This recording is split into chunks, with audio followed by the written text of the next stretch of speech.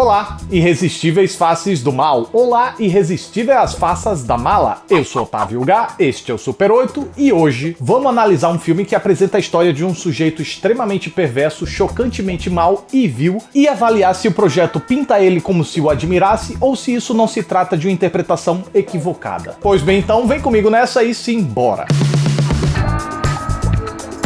Um sucrilhos que se alfabetiza se torna um serial killer. Quando a pata precisa de terapia, ela deve procurar um psicopata? Um biscoito traquinas é uma irresistível face do mal? Tudo isso e muito mais agora. Uma moçola começa um relacionamento com um cara que se mostra um parceiro super atencioso, carinhoso e dedicado. Porém, logo ela descobre que ele está sendo acusado de crimes bárbaros e inconcebíveis, o que deixa a mulher de orelha em pé sem saber no que acreditar. Enquanto isso, o sujeito tenta provar sua inocência nos tribunais, mas suas atitudes vão revelando pouco a pouco mais sobre a sua personalidade cruel.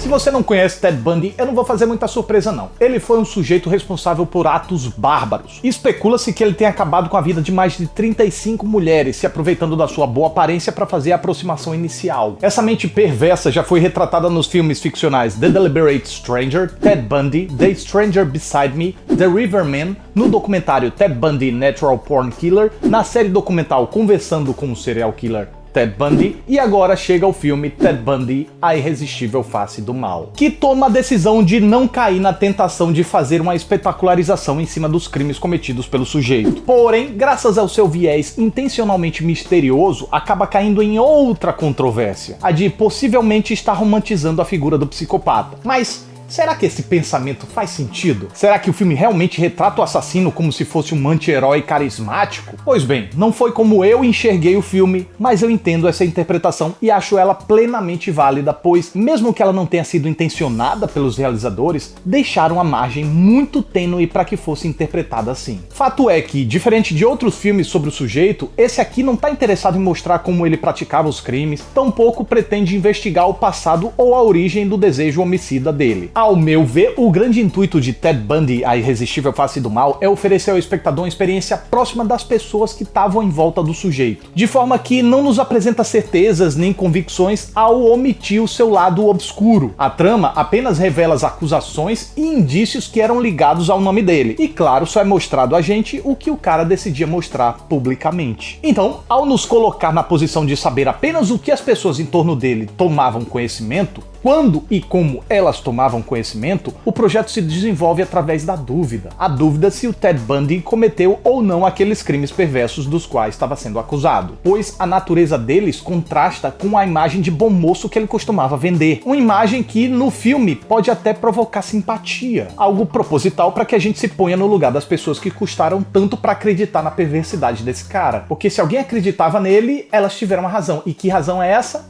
É o que o filme tenta trabalhar. Para reforçar essa dúvida, a narrativa segue uma estrutura não linear, mesclando passado e presente, intercalando cenas cotidianas com notícias de telejornais e dando grandes saltos no tempo, não entregando de mão beijada uma imagem muito clara do Ted Bundy. Com isso, por um lado, a noção de passagem de tempo é meio comprometida. Porém, por outro lado, o filme conta a história de uma forma inventiva, plantando pista após pista, meio que oferecendo ao espectador uma experiência como a de montar um quebra-cabeça.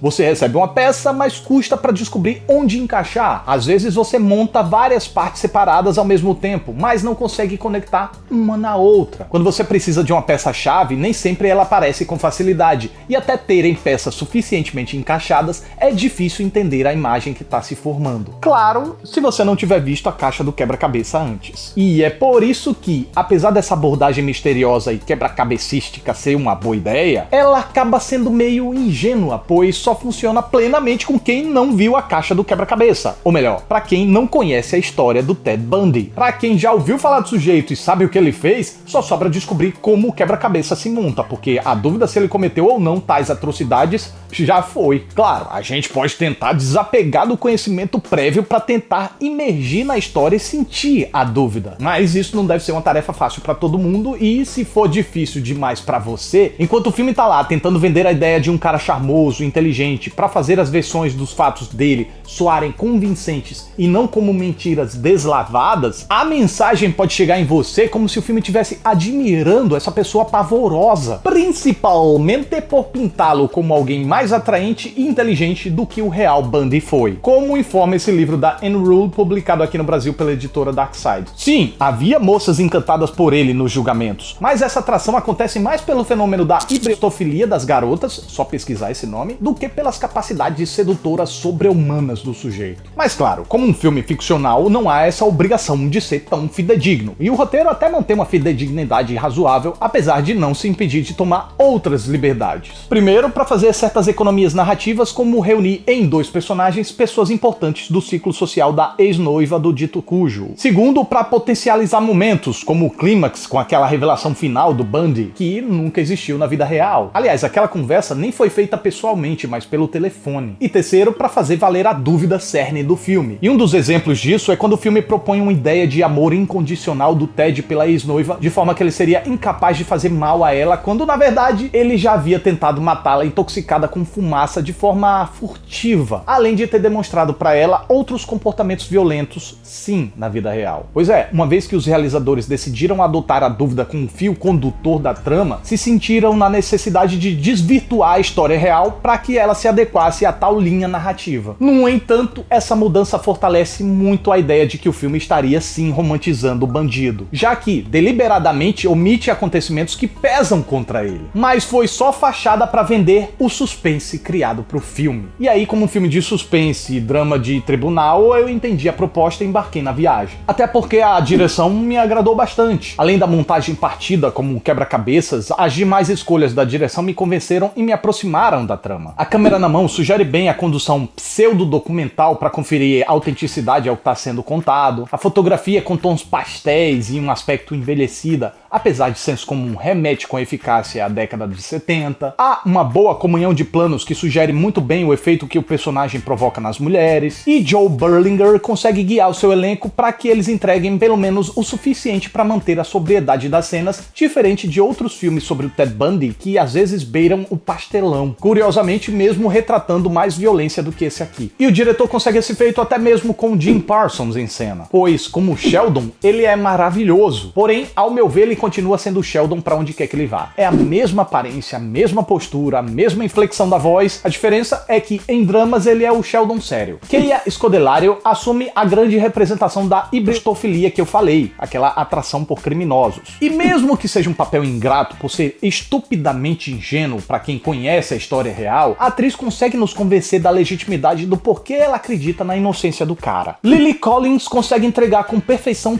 tudo que o roteiro exige. Seu desempenho só não é melhor porque a montagem partida prejudica a evolução dos estágios dramáticos da moça, pois sempre que salta revela a personagem num estágio muito mais à frente. É um pulo tão grande que a diferença beira a caricatura. Ainda assim, muito me agradou como ela correspondeu às necessidades do roteiro quanto aos dilemas da personagem, às amarras psicológicas e há um certo peso na consciência. Gostei ainda da surpresa em ver John Malkovich e Haley Joel Osment, ótimos atores em composições bem executadas. Mas o grande destaque é certamente do Zac Efron. Aqui o ator compõe um Ted Bundy dissimulado, articulado e excepcionalmente charmoso. Ok, que não sirva tão bem ao propósito da fidedignidade, mas certamente é um prato cheio para a dúvida que o filme tenta plantar ao seu redor e para favorecer ao suspense, nos fazendo repensar se realmente o personagem não seria inocente. O que engrandece a sua interpretação é que ela também nos balança para suspeita, pois enquanto ele parece inocente ao se manter confiante que tudo vai acabar bem, sempre ao receber um veredito, a confiança do sorrisinho ultrapassa a linha do medo de ser condenado injustamente. Enquanto seus sentimentos de ofensa com as sugestões do advogado parecem verdadeiros, o comportamento vaidoso no tribunal ou de frente às câmeras faz a sua frieza e dissimulação aparecerem sutilmente. É uma performance muito segura de um ator que, honestamente, eu nunca duvidei do talento, não. Aqui, só prova que eu tava certo. Ted Bundy, A Irresistível Face do Mal, como um filme biográfico, tem problemas significantes interessantes que me fazem não condenar quem o enxerga como quase uma ode a um assassino. Porém, se a gente enxergar ele como um suspense, que é o que ele quer ser, eu acho muito eficaz, bem realizado e com estrutura que instiga o espectador a participar, mesmo que seja meio em vão para quem já conhece a história real. Aí, o filme seria mais certeiro se tivesse usado nomes fictícios e a história real apenas como base. E essa é a minha reação ao filme.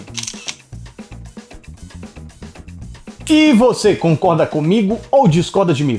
Pode falar aí. Lembrando que a minha análise não é um ponto de chegada, é um ponto de partida. Meu intuito não é estar certo, meu intuito é provocar reflexão. Então, podem refletir e compartilhar suas reflexões. Então é isso, mais um Super 8 tá chegando ao final. Fico muito grato pela atenção de vocês, muito obrigado, até a próxima e tchau. Quem ficou curioso, o livro é esse aqui. Isso aí. Valeu!